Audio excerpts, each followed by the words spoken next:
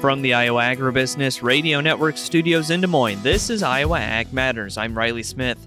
In today's show, Dustin wraps up his conversation with Sigrid Johannes of the National Cattlemen's Beef Association. Mark tunes into Senator Chuck Grassley's weekly ag conference call, and I learn more about the latest beef trade news with U.S. Meat Export Federation President and CEO Dan Halstrom. Now let's welcome in our hosts, Mark Magnuson and Dustin Huffman. Welcome into another edition of Iowa Ag Matters on a Tuesday. Definitely had some rocky weather come through parts of central Iowa and across a good chunk of the Midwest here last 24 hours. I know a lot of spinning wind warnings, tornado warnings, thunderstorm warnings that were out. Haven't heard any real major damage around here. We were very fortunate, just missed us here. The metro just started around the southeast, the tornadoes did, but definitely got some heavy rain here in the last couple hours. Yes, we did. And I don't know, did you hear any reports, Dustin, about hail? That was the main thing we were worried about yesterday because, of course, early in the season, those high wind events, even if they do occur, not going to affect those crops too much as they're just emerging out of the ground and just making their way into the world. But it can be damaging if that hail crops up. And I know that was a concern going into those storms yesterday. Yeah, that there was, but I have not heard of any major situations here right now. We did see some hail earlier over the weekend in western Iowa, up around Sioux Falls area. Even got some nasty weather, but again, it's just been one of those situations we're kind of waiting to see how this plays out. And you know, we're of course, like you said, we they're still hopefully below ground. What's below ground is safe, but what's above ground, we're still early enough that we can be get replanting done. But it is kind of a nuisance. And you know, we saw hail over the weekend of 2 inches wide in some parts of the state. And so it's been definitely enhanced risk that we've been seeing the last couple of days. Hopefully things now will settle. It's cooled off significantly. I mean, we're around the fact that we maybe are at the low. The high today is about the low the last couple of days in the 50s. So definitely need a break from all that rocky weather. But yeah, it's been interesting. It's going to be a situation where we have to see how the crops are, what crops were up and how badly they were damaged. And again, right now it seems like a lot of structural and property damage more than it is crop. And here this morning, as we were watching the ag marketplace, did come back down to earth just a little bit, which is not too shocking after a day like we saw yesterday, especially on the grain side with those big gains for corn and soybeans. We saw those massive price spikes that we don't see too often throughout the year. It really takes a big news story, a big event like a WASDE report that goes maybe a little bit differently than we might think to see those price movement ranges like we saw yesterday. And as I mentioned, back down to earth a little bit today. I would imagine that's just a little bit of a correction after those huge gains yesterday and that initial news coming out of the meeting with President Trump headed to China and the United States putting out that fact sheet from the White House that listed. It's funny, you know, it's called a fact sheet, but it's kind of still a question of exactly what the details are of that agreement. And again, we call that a handshake agreement, more or less, as nothing fully signed or committed to paper. But we kind of have to go off of what we know, and that's what the White House has provided. And it was good news on the surface. And so we saw those big moves to the upside yesterday and now coming back down just a little bit here today. Yeah, that we did. And you go, it's one of those situations where we're also waiting for China to kind of confirm what's been said by the White House, and that hasn't come.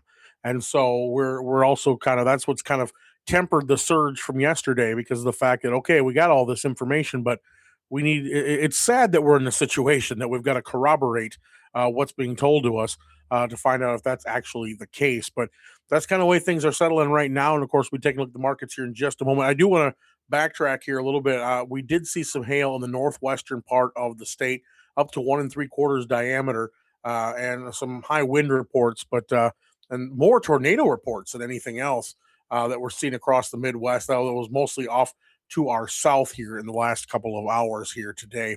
We're going to go ahead and get into those grain markets right now as Mark Magnuson has a chance to talk about what's going on with corn and soybeans today with Joe Camp of Comstock Investments.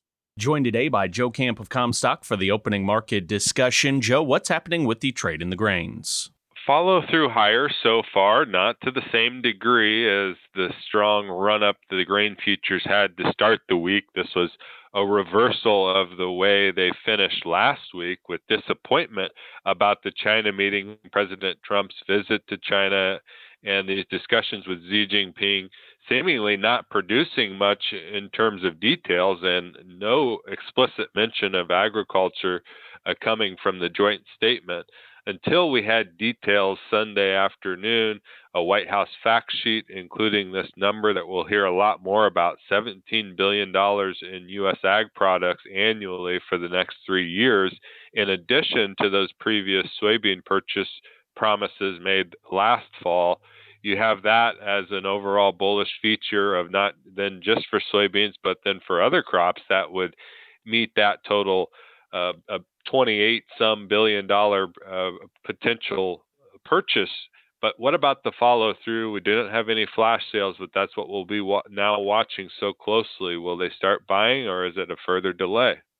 And Joe, in your opinion then, do you think the soybean price moving to the upside in the big way like we saw yesterday, is that based on a little bit of confirmation of those previous discussions about soybeans, or are they kind of speculating on more soybean purchases to come? Bit of both. You would think that you have this idea of, okay, a returning commitment for those 25 million metric tons of soybeans that China had already promised to buy, and that moving the needle at least on getting a good base of export usage under the next crop, this coming soybean harvest that will presumably have more acres even from the last count in March, and a returning source of certainty if that demand actually now materializes. We can think about the phase one trade deal and the last trade war outcomes and the initial purchases that did indeed eventually follow in 2020 and 2021. So a lot of that type of analysis as we're going through the potential seemingly good for the soybean market if it comes. Every county fair has that special person or family. They are there before the gates open and long after the lights go out, helping families with projects and pitching in wherever they're needed, never asking for recognition. The Iowa Agribusiness Radio Network, along with Wiffles Hybrids, is honoring them with the Heart of the County Fair Award. 6 winners will be recognized locally and at the Iowa State Fair, with a plaque, cash prize, VIP passes, and food coupons. Don't delay. Nominations are due June 1st. Visit iowaagnet.com to nominate today.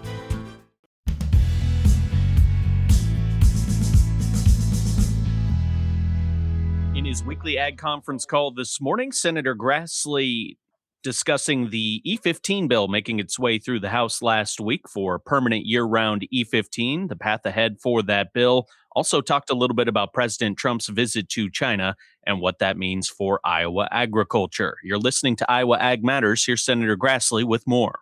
You know, last week, the good news of the House of Representatives taking a major step forward for biofuels, and they did it by passing a bill allowing year-round nationwide E15 sales.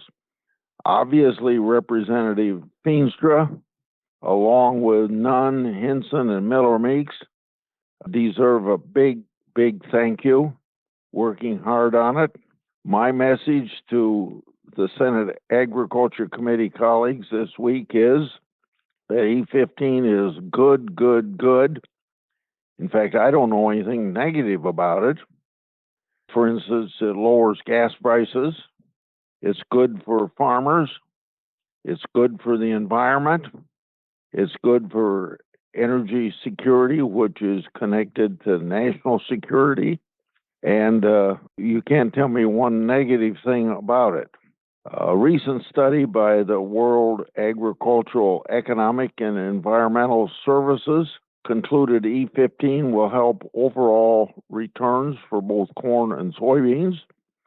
You've heard me quote an economist for the Iowa corn growers that's going to bring $14 billion into the economy. I suppose benefiting mostly corn. I've been a consistent champion for E15 since it was first authorized by EPA in 2010, and I'll keep pushing until E15 gets signed into law. And at the bottom of my press release I put out last week, you'll see several things that I did each year since 2010 to promote E15. So this finalization of getting into law will be the end of my efforts to help E15. We've accomplished our goals. So now I want to say a few things about Trump's visit to China. I think there's been some good news for Iowa. On top of its soybean commitment, China will purchase at least $17 billion each year of ag products, and it will restore access to beef and poultry products. I'm also hopeful the newly created Board of Trade and Investment will become positive forms, solving U.S.-China trade issues, and that includes removing China's export control on fertilizer and long-standing unfair trade practices. Hi, my name is Ethan Smith, and I've been a certified crop advisor in Iowa for about 6 years. The Iowa CCA program is valuable to me because it helps keep me informed on new topics and research around the industry, including soils, insects, diseases, and much more. It's also a great way to network with others around the state and beyond. Iowa is known for its crops, and that's why we're here. To learn more about becoming a certified crop advisor, visit iowacca.org. Your local radio station brings you the local news you depend on. The Iowa Agribusiness Radio Network complements that with ag news, weather, and market updates tailored for Iowa's farmers. Together, we deliver the best of both worlds, local connection and industry expertise. It's all to keep you connected with the heartbeat of the heartland. The Iowa Agribusiness Radio Network, connecting rural Iowa with the news that matters to you.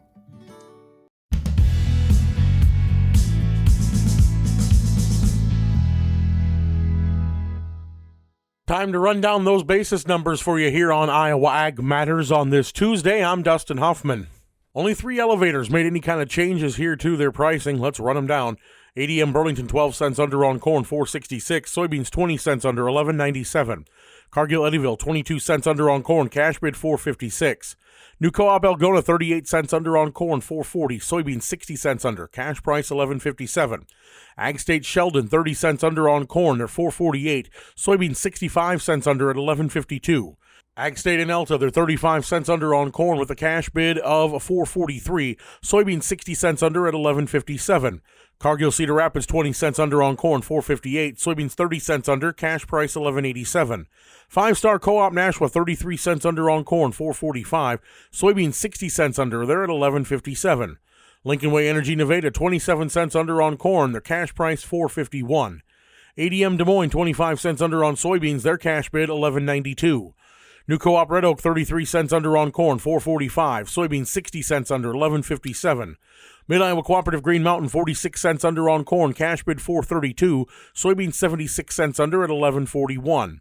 New Co-op Sheraton 32 cents under on corn, $4.46. Soybeans 60 cents under at $11.57 for the cash price. Walk-On Feed Ranch 47 cents under on corn, $4.31. Soybeans 70 cents under at $11.47. New Co-op Glidden 38 cents under on corn, $4.40 for the cash bid. Soybeans 60 cents under at $11.57. Innovative Ag Services Farley 46 cents under on corn, $4.32. Soybeans 69 cents under, cash price $11.48. And at Cargill Muscatine, they're 20 cents under on corn at $4.58. Soybeans are 30 cents under at $11.87. Cash corn and soybean bids are subject to change without notice. Always check with your local elevator when making sales to obtain the most recent price. That's been a check of your basis numbers here on Iowa Ag Matters. Stay with us. We'll be right back. Every county fair has that special person or family. They are there before the gates open and long after the lights go out, helping families with projects and pitching in wherever they're needed, never asking for recognition. The Iowa Agribusiness Radio Network, along with Wiffles Hybrids, is honoring them with the Heart of the County Fair Award. 6 winners will be recognized locally and at the Iowa State Fair, with a plaque, cash prize, VIP passes, and food coupons. Don't delay. Nominations are due June 1st. Visit iowaagnet.com to nominate today.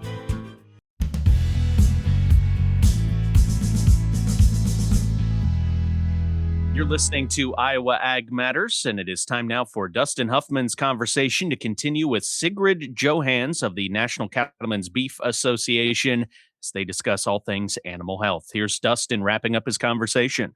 And I guess maybe I'll ask again, because obviously we talked about with pork, with the swine fever, what the plan was if it gets discovered in the country. So what is the plan kind of if a screwworm case is detected in Texas or in the United States? I'm glad you brought that up, because it's really important to remember that screwworm does not behave, and it is not like a infectious disease. Right. So this is not something like FMD, for example, where much like ASF, we'd have an immediate stop movement order around the country that could extend as long as 72 hours and things like that. This is going to look a little bit different. So what USDA is talking about right now is setting up basically 3 zones stacked on top of each other. From the point where you have a detection, either in a wildlife animal or in livestock or in a pet, whoever's on your operation, you immediately have a 20-kilometer zone around that area that is sort of where the restrictions and the monitoring is going to be heaviest. It is really important for folks to keep in mind they are not coming to that immediate zone to shut your business down. They're going to come to your farm or ranch. They're going to ask you to fill out an EPI questionnaire. A lot of producers are already familiar with that. They're going to ask some questions about how many dogs, cats, things like that you have on the place, and then they're going to leave. They are not coming to shut you down, but they do need to come and establish whether that case is a rogue fly, or a rogue animal that made it onto your place, or whether you actually have a population there that's going to be more concerning. The next zone out from that is going to be another 20 kilometers, and that's where you have some surveillance of flies happening, traps being set up, things like that. And then the third zone is the one that's really the most flexible, because it really depends on the conditions on the ground and how easily that fly can move. But the bottom line is there, Dustin, that you're going to see some requirements for inspection before leaving your place. You're going to have some requirements for treatment before leaving your place if you're in that infested zone, but you are still going to be able to leave your place. You're still going to be able to ship those cattle if you need to. There's just some additional steps that will be incurred there. And I would really encourage folks to keep an eye on their state vets websites, because they'll be sharing that information out. That sounds a lot like we got done in the Midwest or in the first outbreak of avian influenza and how that shut down. How many lessons got learned from something? That's one thing we talked about when that happened, is how many lessons did you learn from other livestock industries, and how do you help each other out? Because, hey, this worked for us, maybe it'll work for you as well. 100%. And actually 2 case studies, the work that's been done on cattle fever ticks in South Texas, and the work that's been done nationwide on the cases of H5N1 that we saw in dairy cattle last year, or I guess almost 2 years ago at this point. Those are 2 things that APHIS looked at really carefully when they were putting together this plan. I have to say, Dustin, there was a draft of the response plan that came out in October that NCBA was very critical of. We had a lot of concerns about, again, that continuity of business and those movement restrictions. We did a ton of work over the last 4 or 5 months directly with USDA and with our state affiliates to get that, playbook to a better spot. The second draft came out a couple weeks ago, and I got to say they adopted maybe 85-90% of our edits. We have a lot more confidence in this version. This is something that producers can live with. It's something that won't shut down their businesses. It's something that we can comply with and be good partners, to USDA as they're trying to deal with something. I really hope that producers, take a look at their state vets websites and have a lot of confidence in this document, because I think we got it to a really good place. So as we get ready to wrap up today, any messages for our Iowa cattle producers that they need to hear from the national organization? Thank you for what you're doing. I would say stay involved. We actually had a group of Iowan producers up here just the other week who were lobbying pretty heavily on the Hill, and that boots on the ground presence in DC makes a difference. So I definitely appreciate folks being plugged in with Iowa Cattlemen's. And other than that, we're going to keep trying to get the Farm Bill across the finish line here. All right. Well, I thank you so much for taking the time to visit us today. Thank you. Hi, my name is Ethan Smith, and I've been a certified crop advisor in Iowa for about 6 years. The Iowa CCA program is valuable to me because it helps keep me informed on new topics and research around the industry, including soils, insects, diseases, and much more. It's also a great way to network with others around the state and beyond. Iowa is known for its crops, and that's why we're here. To learn more about becoming a certified crop advisor, visit iowacca.org. Well, Dustin, reading some of the news headlines from yesterday, and a new national survey commissioned by Amato Advisors and conducted by Farm Journal shows many U.S. farmers increasingly concerned about rising costs, trade pressures, and federal policy heading into the 2026 midterm elections. The Farmer and Rancher Policy Sentiment Survey questioned 974 farmers and ranchers across 44 states in April. According to the poll, 78% of respondents identified machinery and input costs, including fertilizer, fuel, seed, and chemicals, as one of the top challenges facing their operations. The survey also found 94% of farmers said the war with Iran is affecting their operations through higher fertilizer or energy cost. Trade policy and tariffs ranked among the top concerns for 25% of respondents. And as I hear those numbers, those survey responses, Dustin, I think it can kind of all be wrapped up in just one easy sentiment, and that is farmers right now are frustrated by uncertainty and not knowing what's coming down the tracks. Each and every year, they would like to have a little bit of certainty, but that's not been the case here recently, especially, and they're seeing those costs rise, and they don't know when they're going to come back down. If they come back down at all. I mean, sometimes that's the unfortunate fallout from any kind of inflation. And it's funny that you brought up the things that are most on their mind. Trade, and some of the things that we should say are trade and tariffs. Well, those things go hand in hand, and that comes back to the situation we had over a year ago when agriculture was telling the president and the White House that we understand this is part of a greater economic. We're just part of a greater economic system, but the fact of the matter is, the way things are, we can't stand this for very long. We were assured that it wasn't going to go for very long, and it's taken over a year to get another summit with the Chinese. I shouldn't say over a year; we had one last fall. But the situation is that it's not getting any better. In fact, some ways it's getting worse. In a lot of ways, it's getting worse because now you have the war on top of that, increasing other inputs. That's just causing us more issues. I mean, yeah, great. The markets are up a little bit on news from China, but when everything else is up, it's almost too little too late.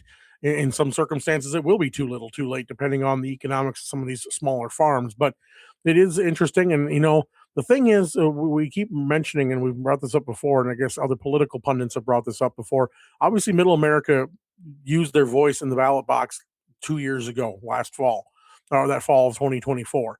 And now they're probably going to be thinking about how they're going to use it again here in 2026 if things don't start getting better. More Iowa Ag Matters in a moment. Every county fair has that special person or family. They are there before the gates open and long after the lights go out, helping families with projects and pitching in wherever they're needed, never asking for recognition. The Iowa Agribusiness Radio Network, along with Wiffles Hybrids, is honoring them with the Heart of the County Fair Award. 6 winners will be recognized locally and at the Iowa State Fair, with a plaque, cash prize, VIP passes, and food coupons. Don't delay. Nominations are due June 1st. Visit iowaagnet.com to nominate today.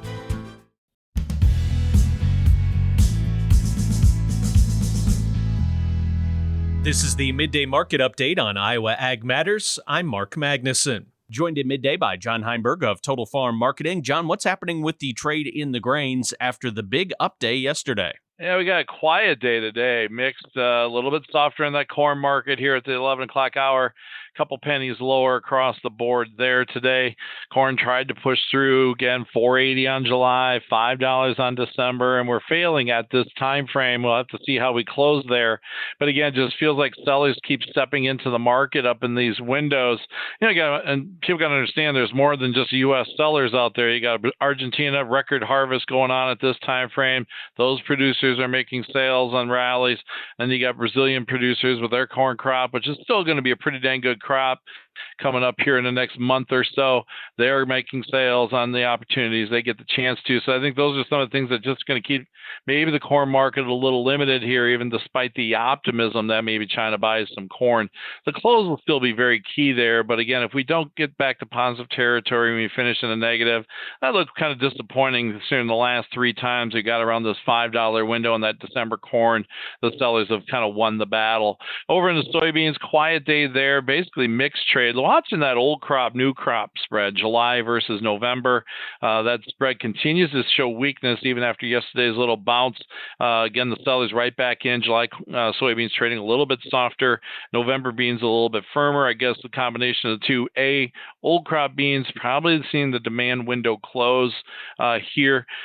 Just because of what we saw in the export sales last week, the shipments numbers being softer, and if China does come in and buy beans, it's probably going to wind up being those new crop soybeans. So that's some of the reason we're seeing some of the price action that we're seeing maybe there. Lastly, probably the biggest focus still sometimes stays to be that wheat market. Those crop ratings continue to slide on KC wheat, 27% good to excellent, which is just awful when you look at the history of the crop. but we're still at least managing to hold on to some light gains today. Seasonally, we got a window here where wheat typically likes to peak out around this 18th, 19th, 20th of May, so we'll have to kind of watch that. We've already put that peak in here a little bit ago. And then also talk this morning, too, that we're buying some more wheat from Poland coming into U.S. millers. That'll be the second purchase of Polish wheat coming in to help subsidize the market a little bit here. So some of those things can be kind of rally killers. So again, watching the close is very, very key today. We can hold on to session gains or we finish negative. That would look kind of disappointing for the bulls in the marketplace. Start your weekend with insight and inspiration on Weekend Ag Matters from the Iowa Agribusiness Radio Network. Every week we bring you an in-depth look at the top ag stories with a recap of the week's biggest headlines. Join us for long-format interviews with industry leaders and policymakers, giving you insights you won't hear anywhere else. And don't miss our faith-based segment with Russ Parker, Food for Thought, offering a perspective that helps bring clarity and focus to our lives. Make Weekend Ag Matters part of your weekend routine. Tune in every weekend on the Iowa Agribusiness Radio Network. July corn down 2.5 at $4.74.5. December corn down 2 cents at $4.96. July soybeans down 1/4 cent at $12.12 3/4. November soybeans up 3 1/4 at $12.04 1/4. On the Merc, June live cattle up $1.38 at $254.75. August feeder cattle up $3.80 at $362.65. June lean hogs down 3 cents at $98.50. June pork cutout unchanged at $114.48. That was a check of the midday markets on Iowa Ag Matters. I'm Mark Magnuson.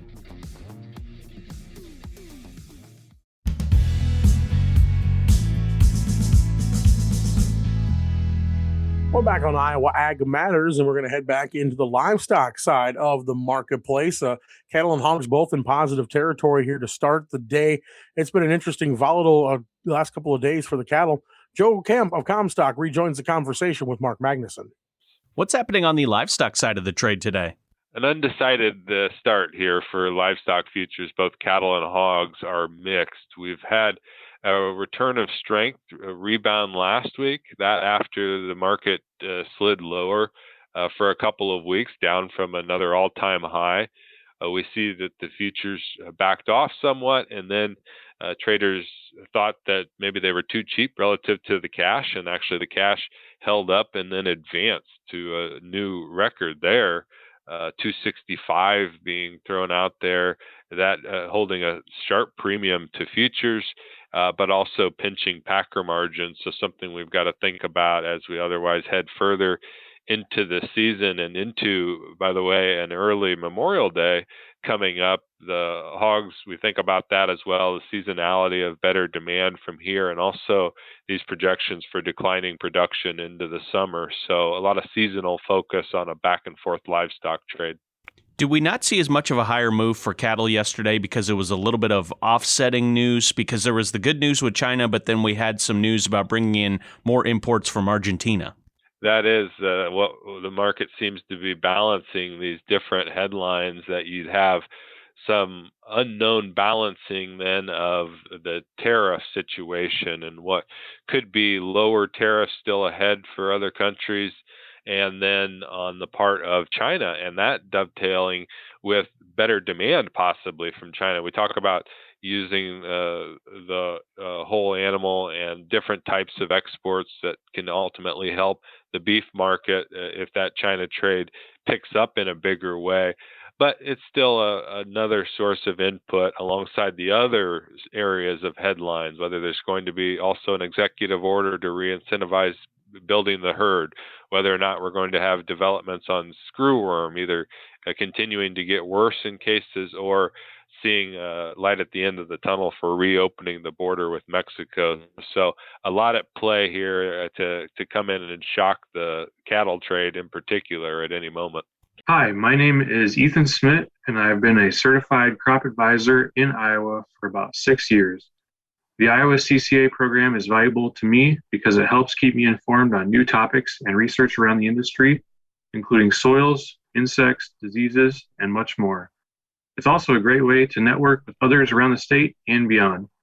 Iowa is known for its crops, and that's why we're here. To learn more about becoming a certified crop advisor, visit iowacca.org. In rural Iowa, we know you're sold on your local radio station. The Iowa Agribusiness Radio Network partners with local Iowa stations to deliver the latest in agriculture news, including grain elevator prices, market reports, and ag policy news. Trusted local voices, trusted ag content. This message is brought to you by your friends at the Iowa Agribusiness Radio Network, where Iowa Ag matters.